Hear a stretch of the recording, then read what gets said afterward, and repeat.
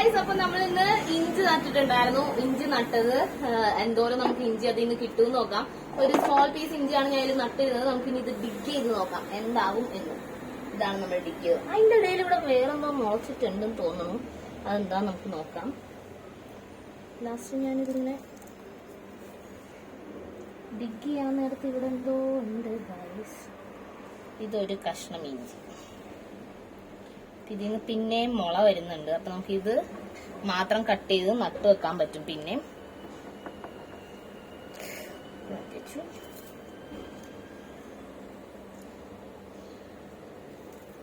അയ്യോ ഗൈസ്, എന്റെ ഇഞ്ചി ഇതായി പോയി ഗൈസ്.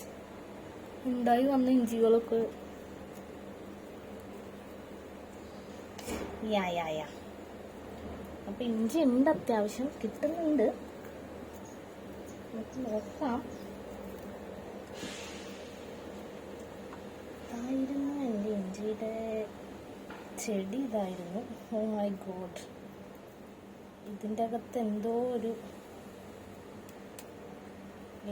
ഈ ചെടി ഇനിയും നമുക്ക് നടാം ഗൈസ്. അതിൽ നിന്ന് മുള വരുന്നുണ്ട്.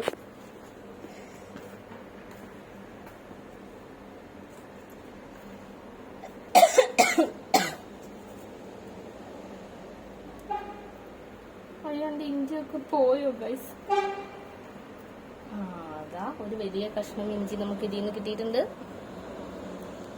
അപ്പൊ ഇത് ഒടിച്ചെടുക്കുന്നു ഗൈസ്. ഞാൻ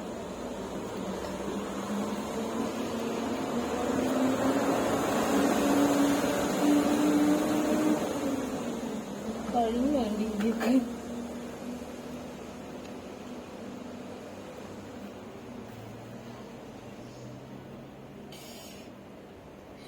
ചെടി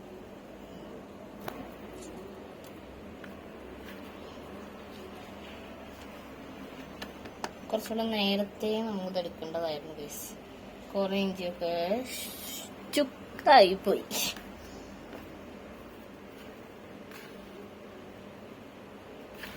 ഇത്രേ ഉള്ളൂ ബേബി.